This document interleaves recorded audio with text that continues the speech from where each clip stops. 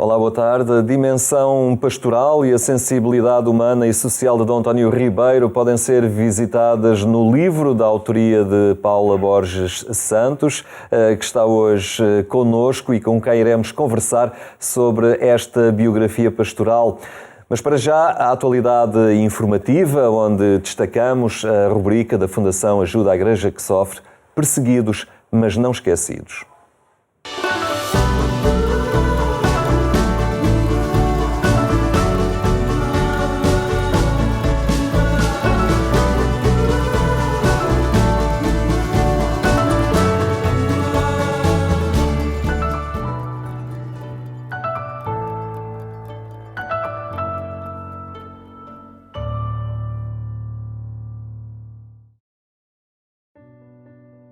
Hoje vou apresentar-lhe um jovem, Eli Abu Younes.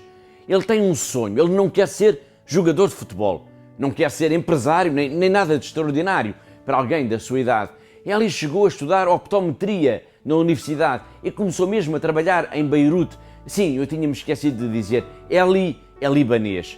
O trabalho no oculista até estava a correr bem, mas havia qualquer coisa que o desassossegava. Eli é cristão, mas naquele tempo ele tinha deixado de ir à igreja, de rezar, sentia-se inquieto. Eli tinha deixado de rezar, mas Deus não o tinha deixado, não o tinha abandonado. E foi assim que um dia descobriu a sua vocação. Eli quer ser padre para dedicar agora a sua vida aos outros. Para já, ele é seminarista.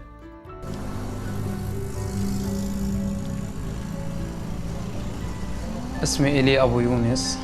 أنا من أبرشيت بعلبك دير الأحمر. هي ضايعة مسيحية بكاملها بقلب محيط أغلبيته مسلم. من أنا وصغير كنت كتير حس إنه هذه هي الحياة اللي بدي إياها، حياة قريبة من يسوع، أكون عم بعرفه أكتر. لما خلصت الثانوية كنت ببيروت، كنت فتت على الجامعة وعملت اختصاص اسمه اوبتومتري، بس مع انه كان الشغل كتير ناجح ضليت تقريبا لسنتين او 3 سنين انا هربان من ربنا. بطلت فوت على الكنيسة، بطلت صلي. بخلال هول السنتين كل ما هالفراغ كان عم يكبر كتير حسيت انه ربنا عم يدعيني للكهنوت، بس كنت خيفان انه ليش انا ومين انا تيكون عندي دعوة.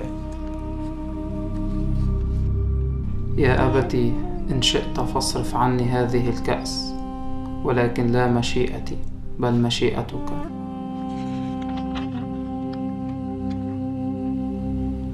وحكيت مع أبونا وهو وجهني قال لي دعوة نضجت، يلا حضر حالك تروح على الإكليريكية.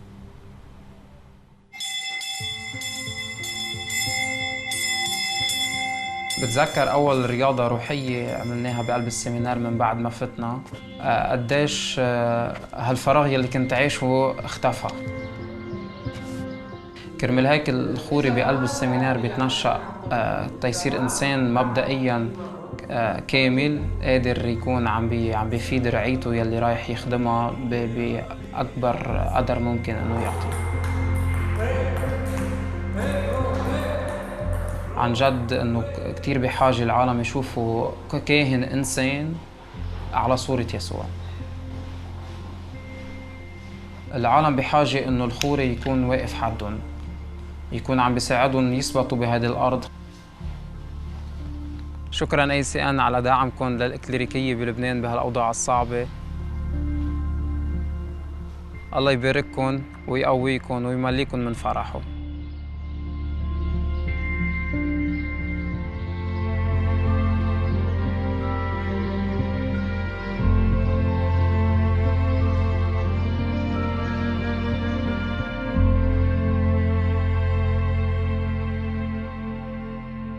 A vocação de Eli é também a nossa vocação.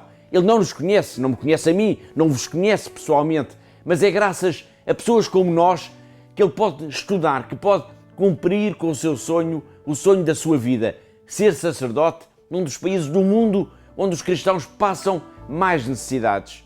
Ajudar Eli é ajudar também a Igreja do Líbano a prosseguir também com a sua missão junto dos que mais sofrem, dos que precisam mais de ajuda. A vocação de Eli é um desafio também para cada um de nós. Todas as semanas nós marcamos encontro aqui porque há uma igreja que precisa da nossa ajuda.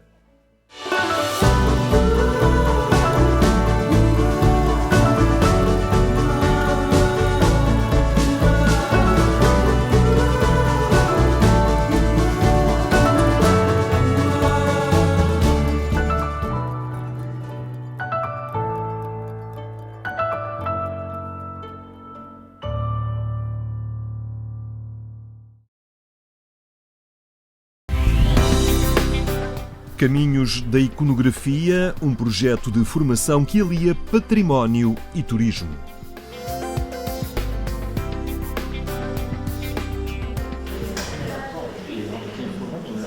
O Secretariado Nacional dos Bens Culturais da Igreja Católica promoveu uma ação de formação sobre iconografia mariana e de Santiago, dirigida a agentes turísticos. A primeira edição decorreu em Coimbra, numa parceria com o Turismo de Portugal.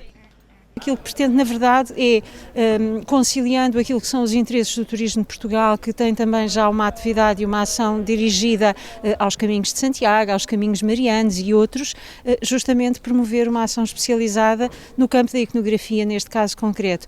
Leitura, compreensão e interpretação das imagens, como instrumentos que são necessariamente muito importantes para aquilo que, no fundo, é o trabalho que estes profissionais fazem cotidianamente, que é o de comunicar o património da Igreja. Consideramos que há aqui uma dimensão associada ao turismo cultural, que com uma valência espiritual que é muito relevante e que envolve muito do nosso património cultural e religioso e nesse sentido deve ser valorizado porque é uma forma de, para aqueles que nos visitam, conhecerem melhor o país de forma diferente e, enfim, mais intensa, diria. E, portanto, conseguirmos que os agentes turísticos consigam construir os seus programas, as suas experiências de uma forma consistente, consolidada, com conhecimento efetivo, é muito importante, porque só assim é que conseguimos proporcionar uma experiência diferenciadora e marcante, e para isso precisamos de nos associar a quem sabe destas matérias. A sessão tinha um número limite de participantes e os agentes turísticos responderam positivamente à formação, que começou no Museu Nacional de Machado de Castro. Também como herdeiro direto do Paço Episcopal, se justifica, do Paço Episcopal de Coimbra, naturalmente, se justifica a ocupação deste espaço neste contexto. O Paço Episcopal, em Coimbra, como em qualquer diocese, é estrutura também privilegiada para dinamizar o culto, para renovar devoções e para fabricar as iconografias. Coimbra está no centro também, não é? Quer o circuito dos caminhos de Santiago, quer os caminhos marianos. Portanto, era impensável não vir esta formação, porque eu trabalho na região de Coimbra e, portanto, para contar histórias sobre Coimbra, nada melhor do que ir sabendo cada vez mais, não é? Com quem é especialista, não é? Na parte académica, não é? Que é um conhecimento que às vezes nós vamos perdendo no trabalho de campo, esta parte da teoria, não é? Porque vai-nos dando o chão para conseguirmos depois contar algumas histórias com alguma piada, cruzar informação e mostrarmos que realmente Coimbra, para além da universidade, tem muitas histórias para contar. As formações são sempre úteis, até porque há sempre muita investigação e o que hoje está escrito num livro amanhã já pode não ser exatamente assim, portanto é sempre importante a investigação, o trabalho dos investigadores e nós, como no meu caso, como guia-intérprete, aproveitar essas investigações. A pessoa olha para o monumento com outro olhar, e olhando com outro olhar consegue transmitir as coisas de uma outra maneira, de uma outra perspectiva, que é sempre muito importante. Uma formação dirigida à natureza específica das imagens que se articulou em 3 módulos específicos, mas interdependentes. Caminhos da Icografia introduziu o tema e 2 áreas específicas, nomeadamente a iconografia de Santiago e a iconografia mariana. trata-se tanto enquanto turista que vai usufruir de qualquer espaço cultural, religioso, etc., como um mediador da área do turismo, como um investigador de história da arte, portanto, no fundo, qualquer pessoa que interaja com o património, com a cultura e com as artes visuais, precisa de saber ler as imagens e descodificar as imagens para conseguir perceber, de facto, desde logo como é que elas funcionam, que mensagens é que elas querem transmitir e para entendê-las também no tempo em que elas foram criadas. E trata-se também de perceber hoje como é que nós, com todo o aparato conceptual e cultural que temos e que é do nosso tempo, que tipo de mensagens e que tipo de conteúdos é que nós conseguimos retirar também dessas imagens. A formação não foi só teórica e os participantes puderam também visitar locais na cidade de Coimbra e encontrar iconografia de Santiago e iconografia mariana, nomeadamente na Sé Velha, na Igreja de Santa Cruz e ainda na Igreja de Santiago. O mesmo aconteceu no Porto, na Biblioteca do Seminário Maior, onde se repetiu esta formação para um outro grupo de participantes. Foi uma oportunidade para visitar depois a Sé e a Igreja de São Lourenço.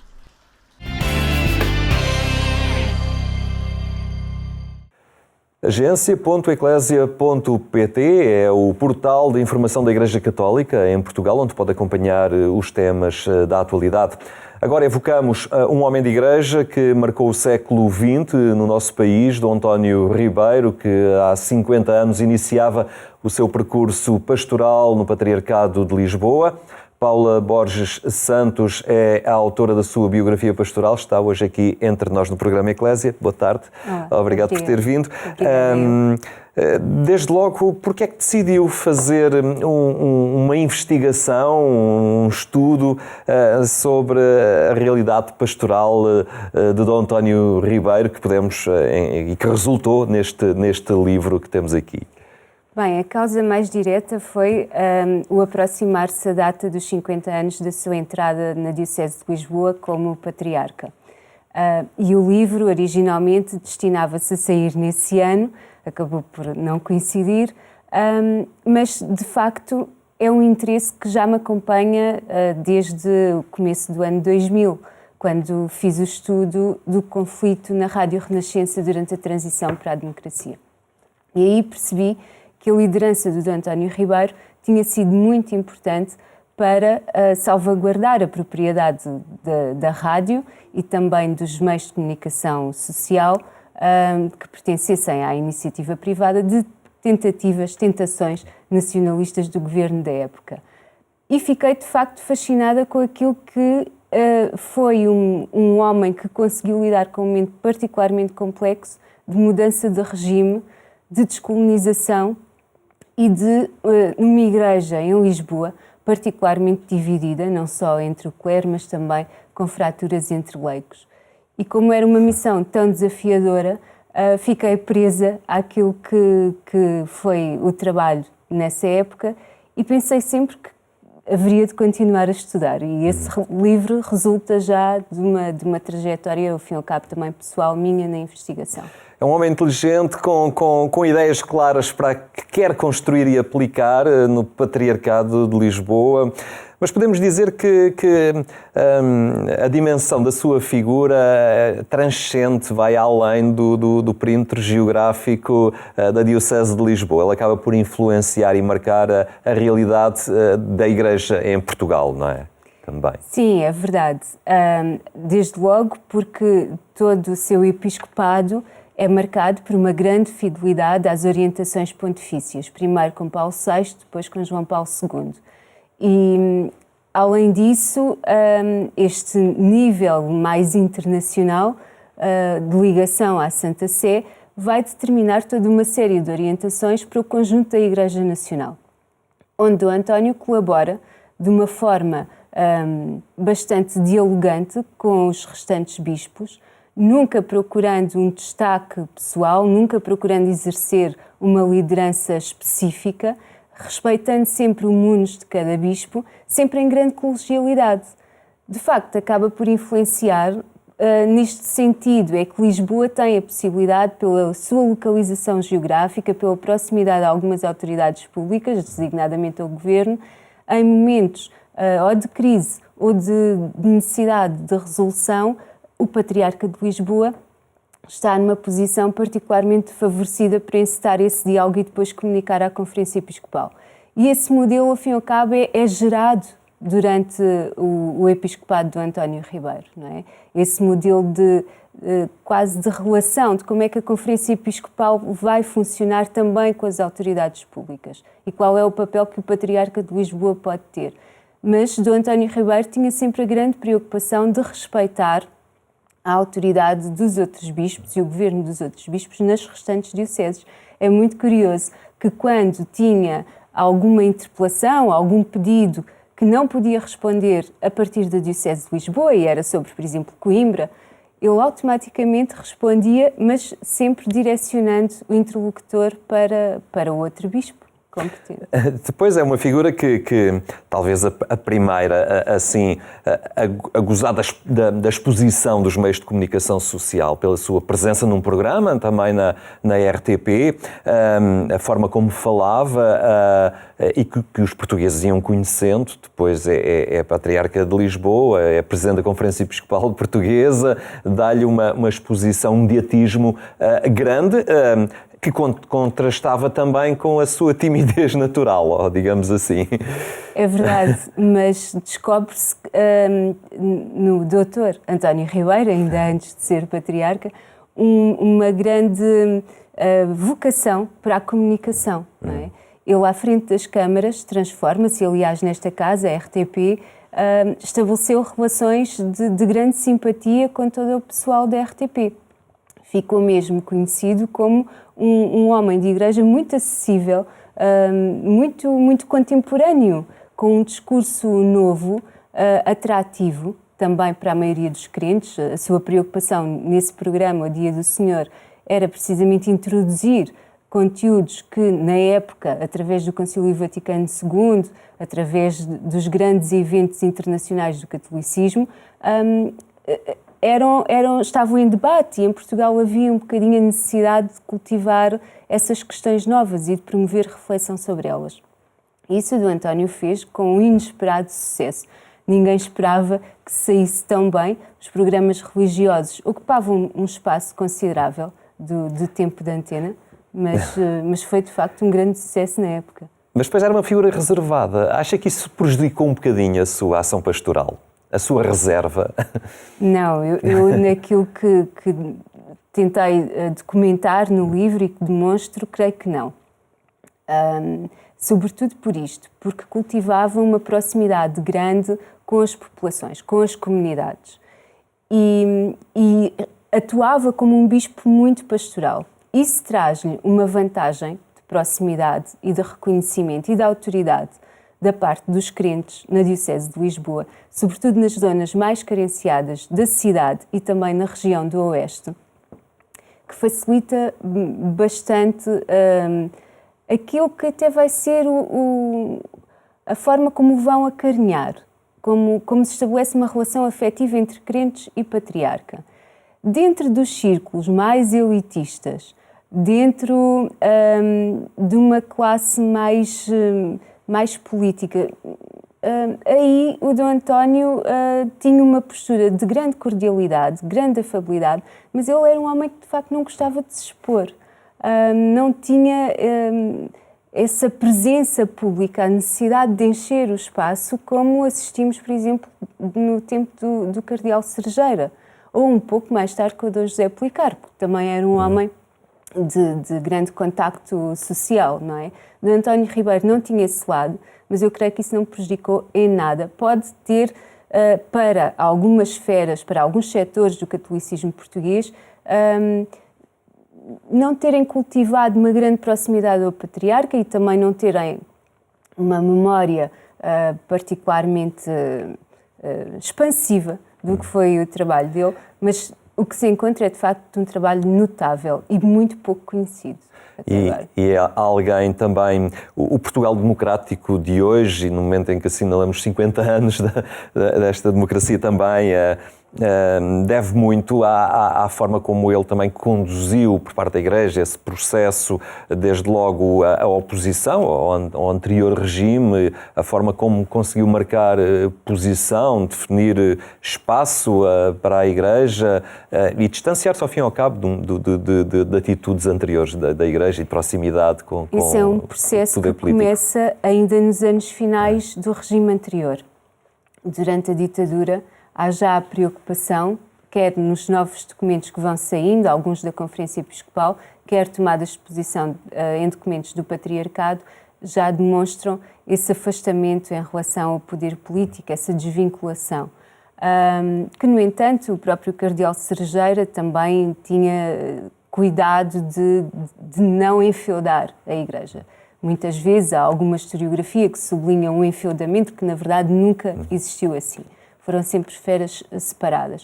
De qualquer forma, D. António Ribeiro tem, de facto, a capacidade de estabelecer um novo relacionamento com o poder político português, sob a orientação também da Santa Sé. Foi muito acompanhado por Paulo VI nos primeiros anos da democracia e depois também com João Paulo II, e estabelece aquilo que é um novo paradigma, ajuda a estabelecer um novo paradigma de separação em Portugal, já com total respeito pelos direitos humanos, e é um modelo que perdura até hoje. Portanto, ele é muito bem sucedido nos anos de consolidação também da democracia. Paula Borges Santos, muito obrigado por ter partilhado também estas perspectivas acerca de D. António Ribeiro e toda a riqueza também da sua atividade pastoral está aqui neste livro, que merece um olhar atento, uma leitura cuidada. Muito obrigado por ter vindo ao programa Eclésia. A terminar, resta agradecer a atenção que nos dispensou e deixar o convite para novo encontro amanhã, à mesma hora. Lembro ainda que, mais logo, depois da meia-noite, pode acompanhar na Antena 1 o programa Eclésia. Boa tarde e até amanhã, se Deus quiser.